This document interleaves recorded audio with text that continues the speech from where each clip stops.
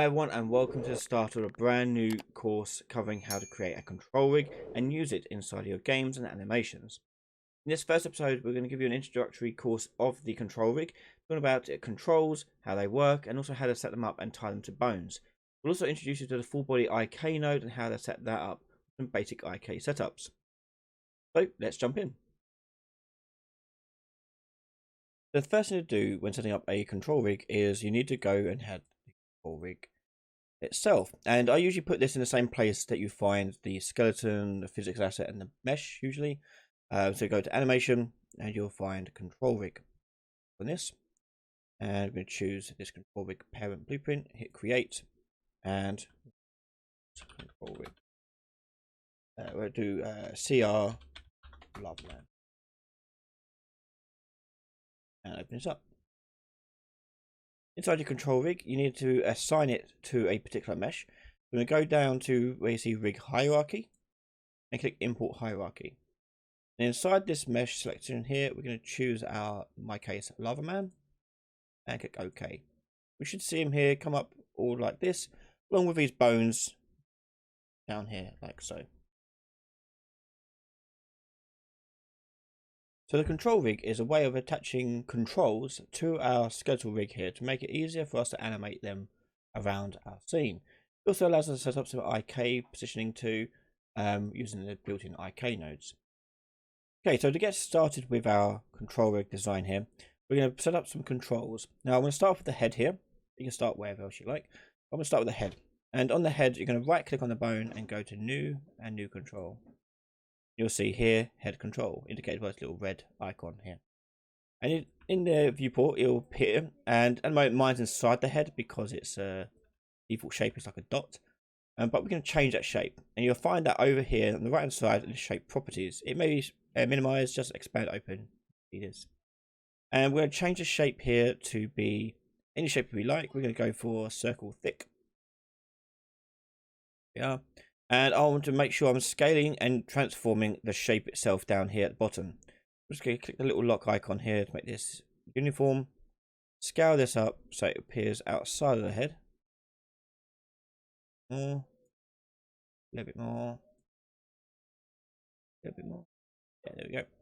And I'm going to rotate it 90 degrees in the Y there too. And because my character in particular here is sort of like got hunched over, I'm going to get that little rotation there. Just to make it a bit, oh, not that, sorry. Make sure you don't do it here, do it down here. Oh, my bad. Take that.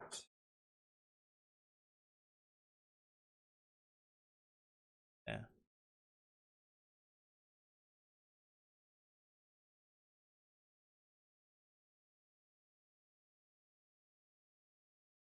Okay. Okay, there we go. So now we've got this control set up here. And now we want to use this control and tie it to the bone. And the way you do that is just drag out your control onto the graph. You get control. Just to get the transform properties of that control itself.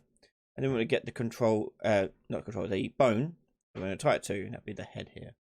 Drag out the head, use set bone. And this set bone transform is basically just going to tell the bone where to move. So my forward solve here, I'm going to drag the execute out. The transform is going to go into the transform in there. So now, if I were to click on my control here and rotate it, my head will turn. Okay, so it makes it a little easier to select that bone in particular that you want to change. Now, as you can see, we can rotate this bone all the way around so it breaks. Now, we don't want that to actually happen. So we're going to add in some control limitations on this. Okay, and you can do that over here on the transform settings with the control selected. You'll find you've got initial, current, offset, min, and max. So we can go to the maximum here. And I want to keep track of what my maximum is when I turn this around. I'll turn this around here. I'm going to say maximum of 50. There. I'm going to go to rotation, tick that box. And we're going to change this to... sorry, that one. We want to change this one. Yeah, so 50. Yeah. I'll change that to 60 in this case. There we are.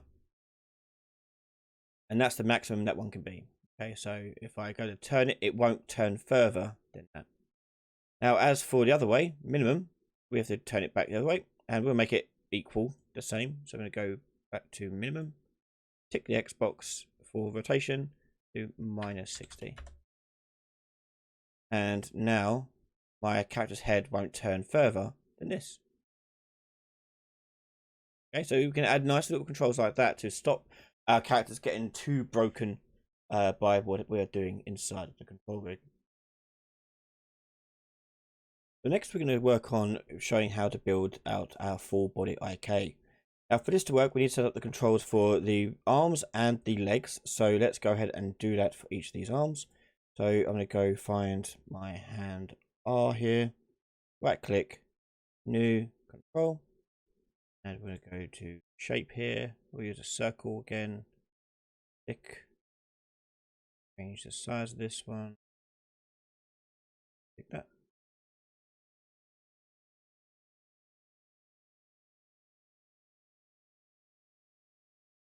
Size.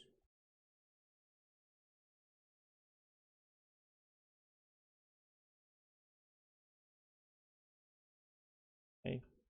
Yeah, not bad. And we just need to rotate it to match the direction of our hands here. So we're going to go around the y-axis, changing. Okay. Yeah.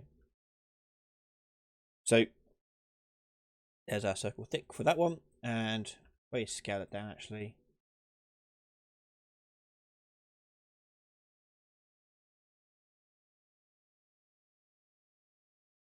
Okay. And what I'm going to do is do the same thing, but for the other arm here too. So I'm going to go to R and L. Yep, it is. Add new control. And we do. Yeah. Now, rather than rebuilding this one to be exactly like this one, I can just duplicate the control. So if I delete that and go back to the other one, right click, duplicate, and attach this to the other hand. Yeah. Now when you do that, you'll notice that it's still over here. That's because we're not doing anything to say, hey, show this somewhere else. It's just going to add it here. So to get it to go appear on the correct arm now, we're going to go over to offset, and you're going to see the location.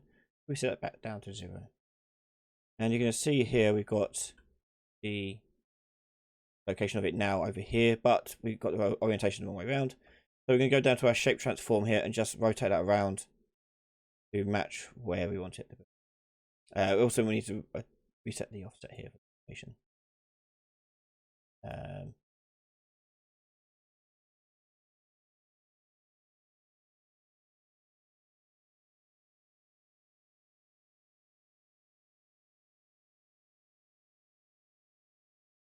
Oh, there we go. That'll do. Okay, so you've got those 2 points now set up for his arms. And we're going to do the same for the legs as well. We'll pause right now and we'll go back to the legs done. Okay, so there we have. We've got our full control set up for each of these arms here. And we're now going to go over to our forward solve here. I'm going to search for full body IK. And you can plug that in. And you have to give it a root node. And the root we're going to have is going to be the pelvis. So let's just search for that. Pelvis. And we need to give it the effectors in here. So we can hit the plus icon for as many different limbs we're basically changing here. So 1, 2, 3, 4. 1, 2, 3, 4. Okay. Okay, so for this to work, we need to add in our effectors. And our effectors are the controls we've got here. So let's start with the hand R control. Now the first thing you want to do is take it off of the bone, because we don't want this to derive where the bone is if the bone is attached to it. Because then it's going to keep returning back to itself over and over and over again. So what you're going to do is you're going to right click on your control and do unparent, and I'll put it to the bottom of the list over here. And then you're going to drag this out and do get control. We then plug this end result here of the transform into our first bone, and we determine which bone this is going to be. We're going to say it's the hand R. So if I compile this now and then move this around, you'll see it moving that hand R.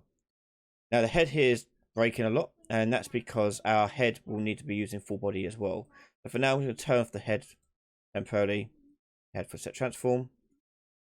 That. Okay, I can move this around, and the whole body is going to bend and shape to try and make it meet that position. Okay. So that's that first one. Now let's do each of the other ones as well. So that's the hand R. Let's do hand L. Right click, unparent. Drag it out, do get control, and then we're going to plug it into our second one here. Like so, and do hand L. And again for the feet, and do parent, get control, and then plug that into the next one. L.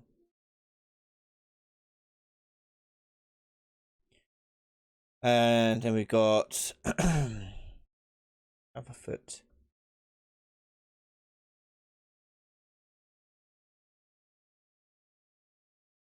Yeah. Rename it actually.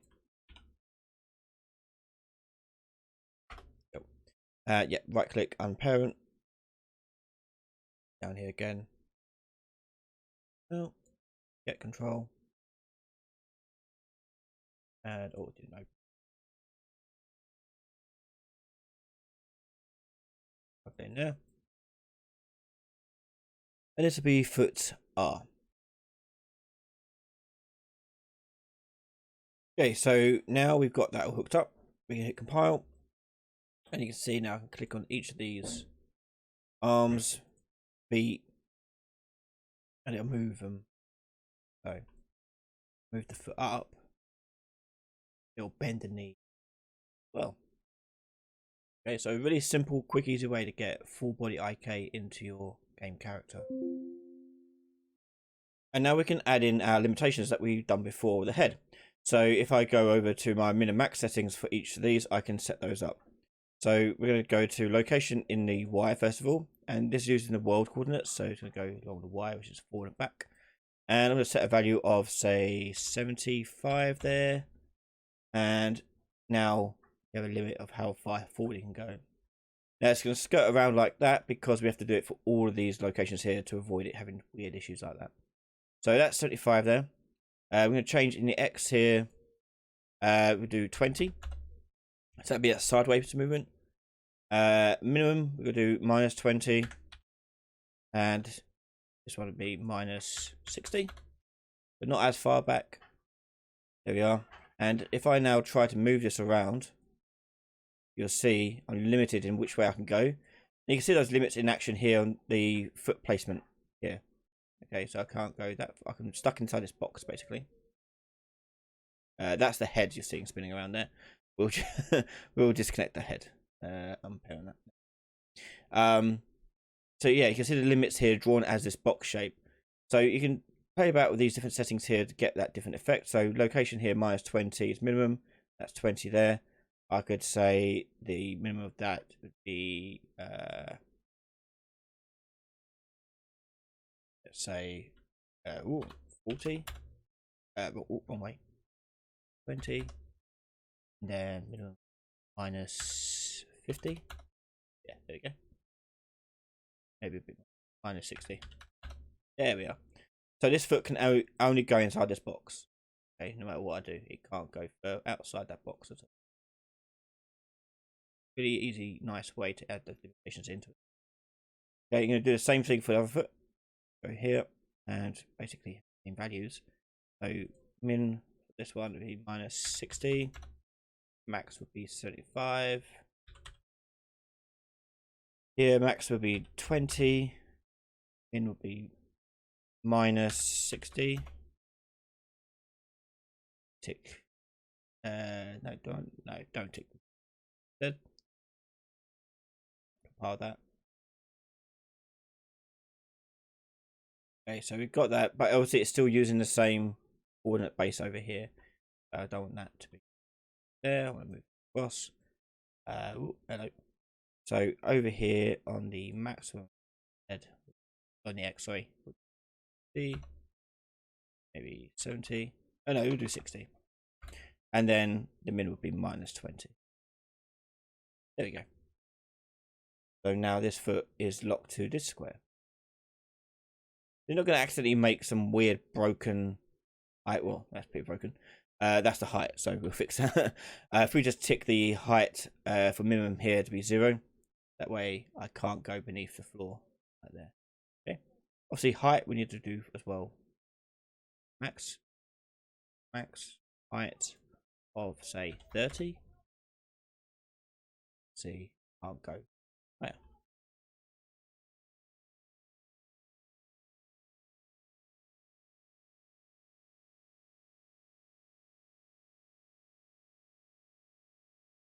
Okay. And do the same for the other one here. Do 0, no 30, then minimum 0.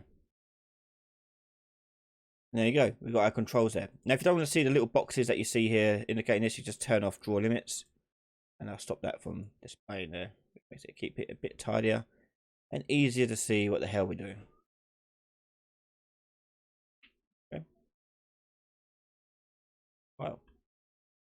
Okay, and now the rest is down to you how you want to do the arms. I want you to have a crack at that yourself and see if you can put together the arms and then limitations of what you can achieve them. Obviously, we don't want them to go nuts and move them way over here, breaking the whole character.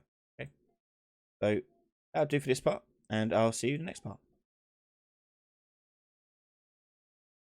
And there we have it. We've now got our full body IK set up with some simple limitations on there. In the next episode, we're going to further add more limitations to our full body IK to make it more robust and easier to control inside of our animation sequencer. You can watch the next episode right now over on patreon.com/RyanLady. You can catch all my videos early before everyone else from just $1 a month. Massive thank you to all my patrons and YouTube subscribers for supporting me and the channel. And if you like my content, don't forget to hit the like button and subscribe to the channel for more content. Thanks very much for watching, and I'll see you next time. Bye everyone.